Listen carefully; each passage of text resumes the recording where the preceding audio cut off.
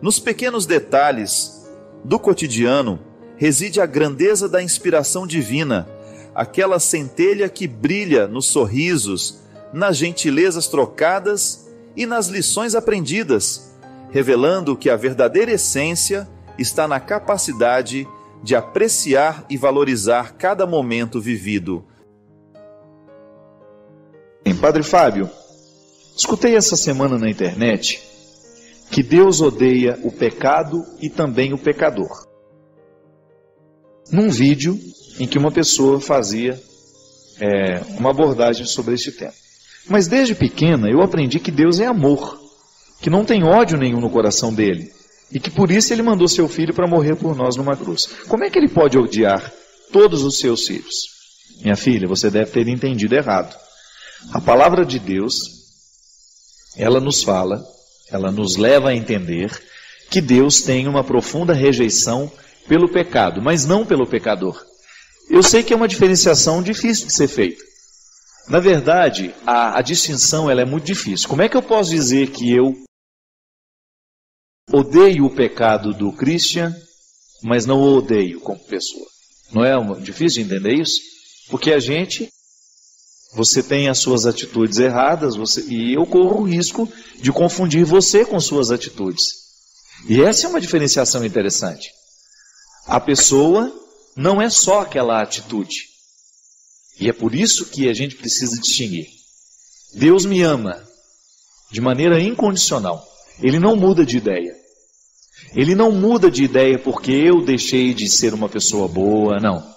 Não posso nem dizer, Deus não ama mais o Papa do que ama o que está preso, o que cometeu um crime. Não, essa teologia não existe.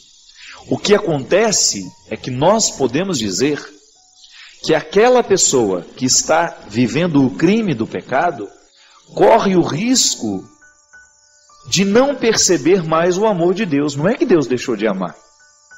É que aquela pessoa começou a colocar barreiras para não sentir o amor que recebe. Aí então vem o empecilho do pecado. Por isso Deus odeia o pecado. Porque Deus não tolera qualquer coisa que venha impedir que o ser humano conheça o seu amor. O grande empenho de Deus em tornar-se conhecido na história é para que a humanidade seja beneficiada com o mistério da sua misericórdia e do seu amor. Então, a gente precisa identificar que a atitude pecaminosa não é a pessoa. Faz parte, mas não é a pessoa.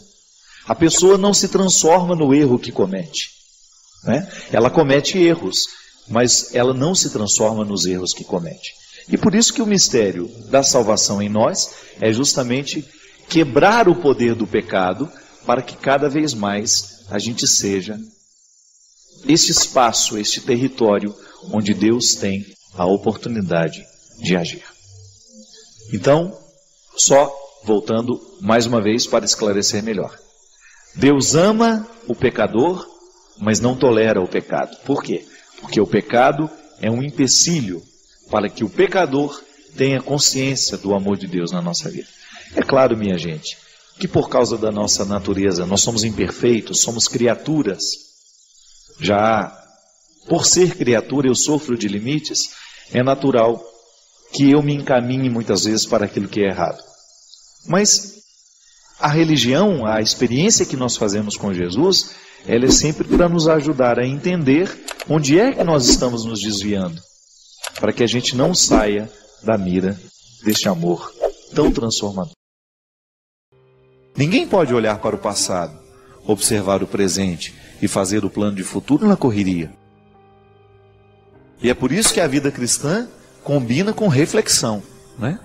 Nós não podemos ser um cristão qualificado se a gente não reflete a própria vida. Então, tenha calma com você. Se você tem dificuldade com as pausas, exercite-se nelas. Comece a olhar mais devagar para o seu jeito de ser. Comece a prestar atenção em você. Na maneira como você trata as pessoas, na maneira como você trabalha, na maneira como você estuda, na maneira como você escolhe ser quem você é. Reflita-se.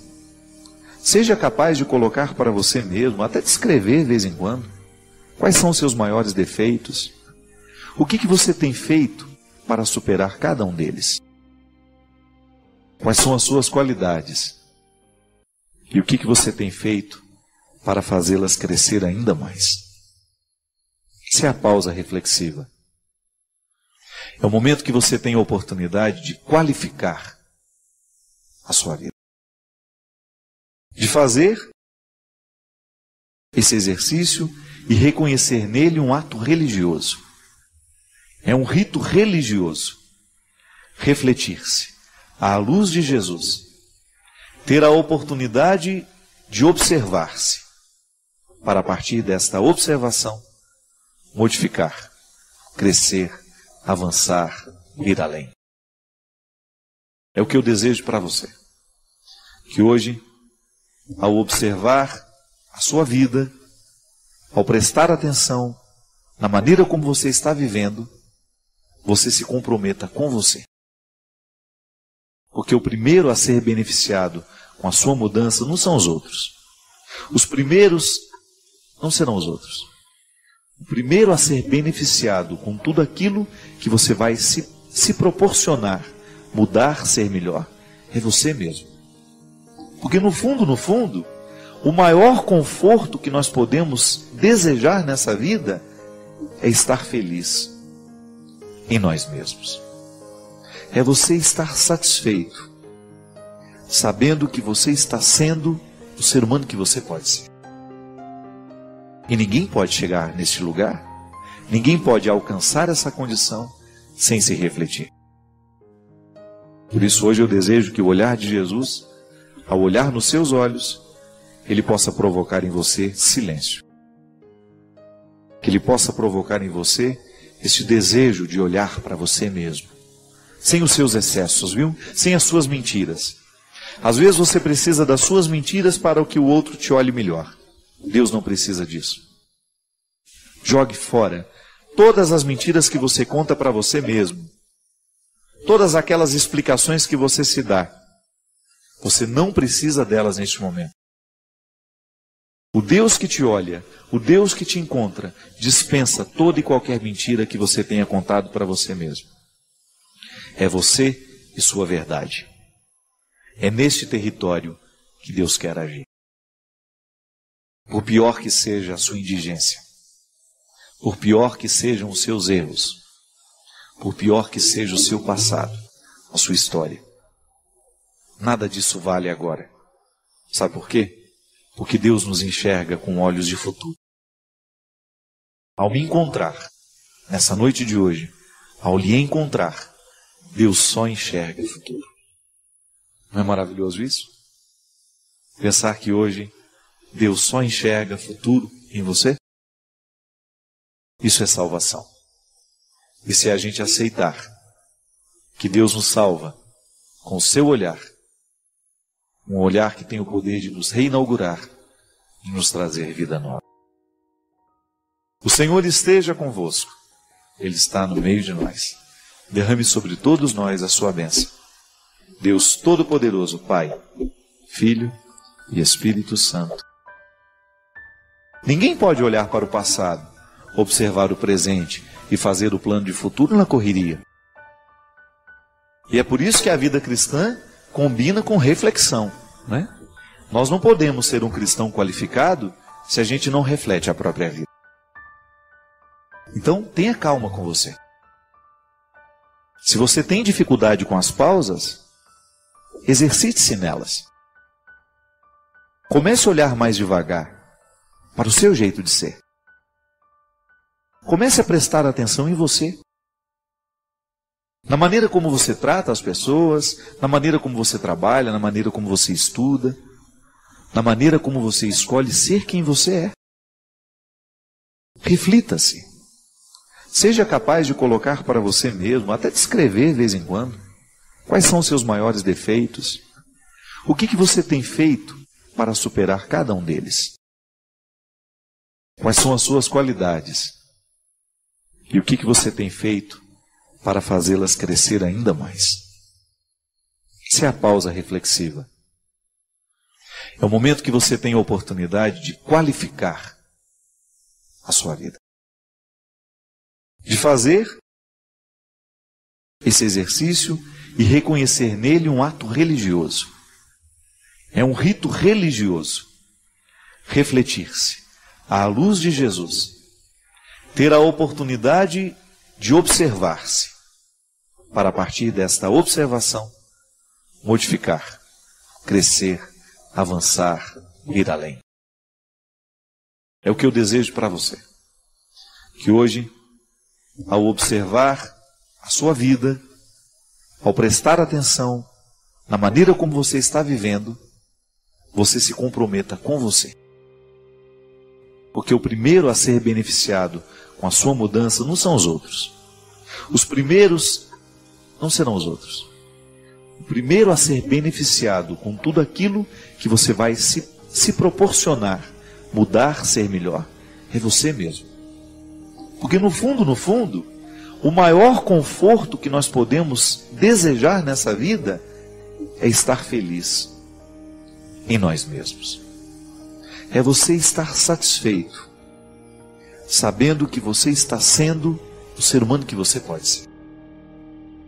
E ninguém pode chegar neste lugar, ninguém pode alcançar essa condição sem se refletir. Por isso hoje eu desejo que o olhar de Jesus, ao olhar nos seus olhos, ele possa provocar em você silêncio. Que ele possa provocar em você este desejo de olhar para você mesmo. Sem os seus excessos, viu? Sem as suas mentiras. Às vezes você precisa das suas mentiras para que o outro te olhe melhor. Deus não precisa disso. Jogue fora todas as mentiras que você conta para você mesmo. Todas aquelas explicações que você se dá. Você não precisa delas neste momento. O Deus que te olha, o Deus que te encontra, dispensa toda e qualquer mentira que você tenha contado para você mesmo. É você e sua verdade. É neste território que Deus quer agir. Por pior que seja a sua indigência, por pior que sejam os seus erros, por pior que seja o seu passado, a sua história, nada disso vale agora. Sabe por quê? Porque Deus nos enxerga com olhos de futuro. Ao me encontrar, nessa noite de hoje, ao lhe encontrar, Deus só enxerga futuro. Não é maravilhoso isso? Pensar que hoje Deus só enxerga futuro em você? Isso é salvação. E se a gente aceitar que Deus nos salva com o seu olhar, um olhar que tem o poder de nos reinaugurar e nos trazer vida nova. O Senhor esteja convosco. Ele está no meio de nós. Derrame sobre todos nós a sua bênção. Deus Todo-Poderoso, Pai, Filho e Espírito Santo. Padre Fábio, eu gostaria de saber se há na Bíblia algum relato que diz que a família só é constituída de pai, esposa e filhos, e estes, quando se casam, transformam-se em parentes e deixam de fazer parte da família. Estou questionando isso porque um evangélico colocou essa posição e eu sou totalmente contra isso, pois tenho uma profunda admiração. Não, sou contra isso. Aí o restante ela fala aqui sobre mim. Obrigado. Minha filha, eu também nunca vi isso não, você já? Que quando casa deixa de ser família e passa a ser parente? Parente é uma palavra que diz respeito, né, que está diretamente ligado aos graus familiares, né? São os parentescos. O que é fato é que um casal, quando se casa, ele forma uma nova família. Ele deixa de fazer parte daquele núcleo e criou um outro, do qual eles agora são os gerentes, né? O pai e a mãe. Ao estabelecer, ao ver os filhos se casando, eles estão deixando de gerir a vida dos filhos da mesma forma como eles estavam acostumados. Vai mudar a maneira de ser pai e de ser mãe. Isso é muito saudável. Não precisa nem falar muito disso. Nós já conversamos várias vezes sobre esse assunto. Quando um casal, quando o pai, o marido, a mulher, eles saem de seus núcleos para formarem um outro núcleo, ali se estabelece um novo vínculo. Eu vou olhar, digamos, eu sou um homem casado agora, fiquei na casa da minha mãe até ontem. Então, a partir de hoje, eu assumo um novo jeito de ser filho da minha mãe. Não é que eu vou amar a minha mãe menos, não. É que eu começo a ter mais responsabilidades neste novo núcleo familiar que foi estabelecido. E é por isso que muitos casamentos ficam comprometidos no momento em que os cônjuges esquecem de que a partir de agora a vida terá que ser diferente, né? Muitos maridos e mulheres saem da casa dos pais, mas não permitem que o novo núcleo seja gerado. E já falamos disso aqui também, do tanto que não é benéfico para a vida do casal não ter um lar. Lar mesmo, gente, parede, sala onde eles ficam, cozinha, cozinhar a comida, de fazer a comida, de ter a sua estrutura familiar. Porque às vezes os casamentos, eles acontecem, mas os filhos continuam, os cônjuges continuam vivendo como se fossem filhos do mesmo jeito que eram antes, né? Então esse não sair da casa dos pais pode ser um empecilho muito grande para a vida afetiva do casal. Porque tem muita interferência, né? Por mais que eu deixo os meus filhos muito à vontade, eles estão aqui porque precisam, cuidado. Porque isso pode gerar um déficit na vida do casal. Eu não estou inventando isso aqui. Isso é fato. A vida afetiva de um casal, quando não está dentro do seu núcleo, quando não está na sua estrutura, que foi justamente pensada para que essa nova família cresça, para que essa nova família desenvolva os seus laços, isso é, que tem as suas diferenças, que tem as suas lutas ali, o seu dia a dia difícil, que é à medida que o caminhão vai andando, que as abóboras vão se ajeitando. Não tem o dito popular que fala isso? É disso que nós estamos dizendo. Então a necessidade que o casal tem de ter o seu espaço para ali aprenderem o significado de ser marido e mulher e depois de ser pai e mãe. Por isso que é tão importante também na vida do casal, depois do casamento, ficar um tempo sem ter filhos. Porque precisa aprender a ser marido e mulher antes de ser pai e mãe. Às vezes o casal já casa, não sabem ainda ser marido e mulher, as pessoas ainda não estão preparadas para essa união conjugal e já têm que se desdobrarem nas funções de pai e de mãe. Então, é importante que, na vida do casal, sempre exista espaço para essa participação bonita na vida das famílias de onde vocês vieram, mas que vocês tenham, sobretudo, os vínculos para que este casamento aconteça de fato. Tem muito casamento que não acontece. Por quê? Porque os cônjuges não se permitem, não estabelecem o vínculo que o casamento pede. Porque o casamento não é só o dia da igreja, né? Ali é um início, um reconhecimento sacramental de uma relação que vai precisar ser cuidada a vida inteira. Engana-se aquele que se casou só naquele dia, né? Aquela bênção recebida vai se desdobrar em muita vida, em muito cotidiano, em muitas dificuldades, em muitas alegrias. E isso é importante, que aquela bênção recebida tenha um lugar geográfico mesmo para isso crescer. Mas em relação a essa questão de estar na Bíblia, eu confesso que nunca li nenhuma passagem que pudesse fazer referência a isso, quando casa deixa de ser parte da família. Que o fortalecimento da vontade é essencial para que Deus tenha a oportunidade de agir em nós.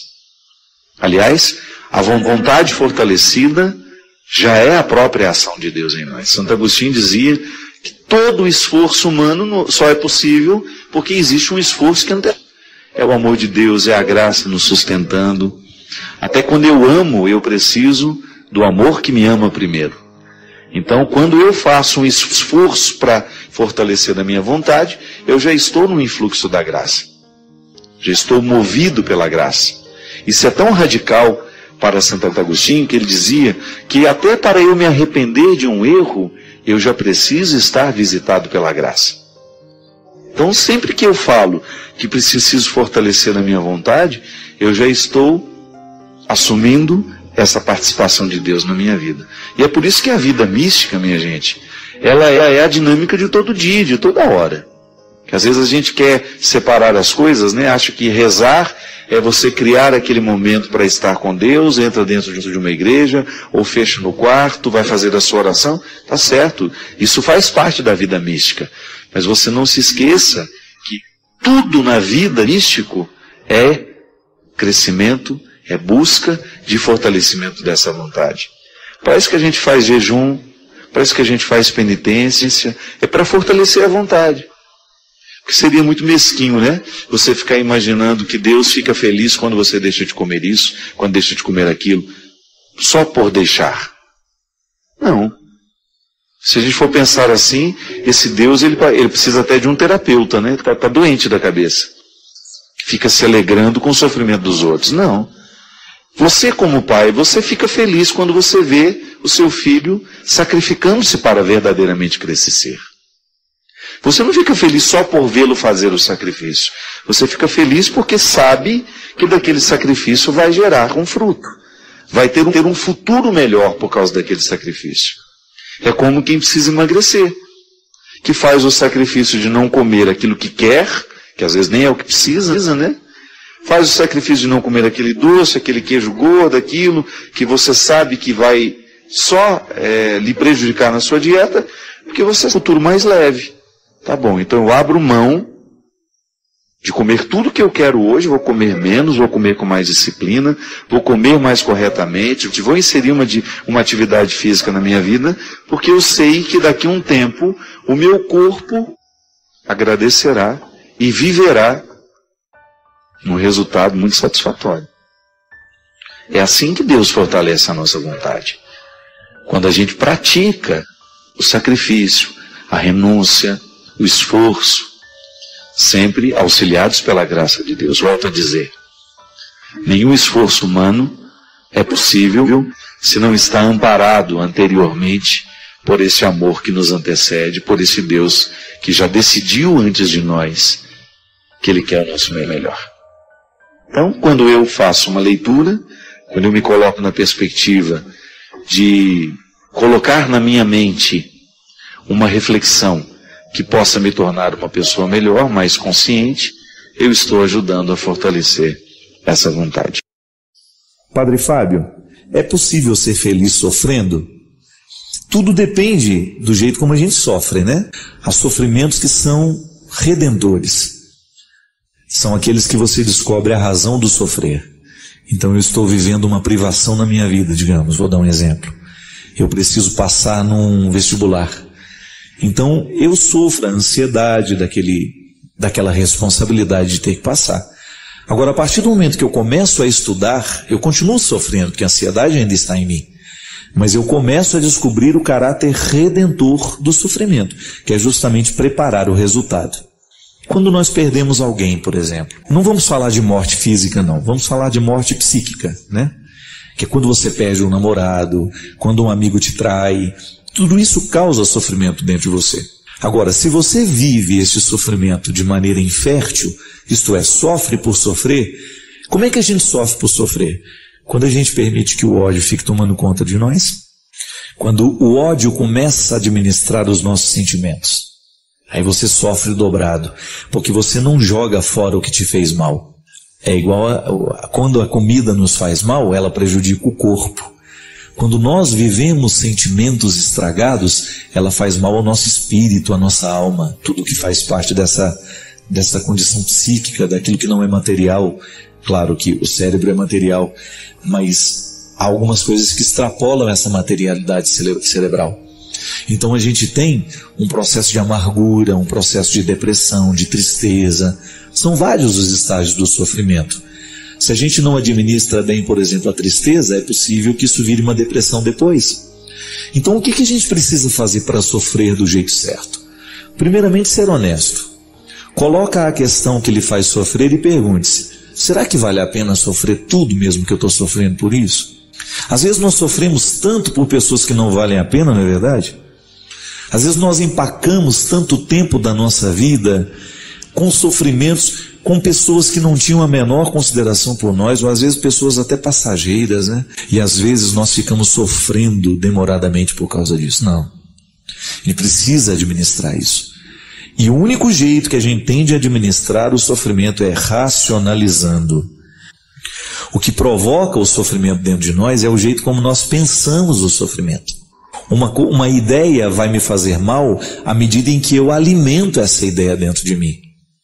Agora, se eu reconstruo, se eu substituo a ideia que me faz mal por uma ideia que me faz bem, então eu começo a superar a dor, eu começo a superar o sofrimento.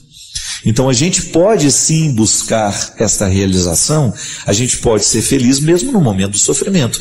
Basta que você olhe o sofrimento de um jeito novo, de um jeito diferente, e não fique se amargurando tanto, estendendo demais no tempo a experiência que poderia ser muito bem curta. Às vezes nós encontramos pessoas que não fazem a amizade com a vida. A gente tem que fazer esse pacto com a vida todos os dias, minha gente. Todo mundo sofre. Não adianta você pensar que é um privilégio seu você sofrer. Não é. Nós sofremos o tempo todo por questões que são nossas. Agora, você já imaginou se nós vamos parar a nossa vida porque a gente está sofrendo? Então o mundo não vai caminhar mais. E o mais interessante é que quando nós administramos bem o sofrimento, nós crescemos como pessoas. Nós ficamos mais interessantes. Nós ficamos melhores. A gente tem mais história para contar. A gente tem mais conteúdo, digamos assim. O conteúdo da vida está diretamente associado ao que nós sabemos fazer com acontecimentos. É isso que mais cedo ou mais tarde a gente vai poder relembrar, a gente vai poder contar, a gente vai poder dar testemunho, a gente vai poder dar exemplo e o melhor, até aconselhar aqueles que estão passando pela mesma situação e não sabem como agir.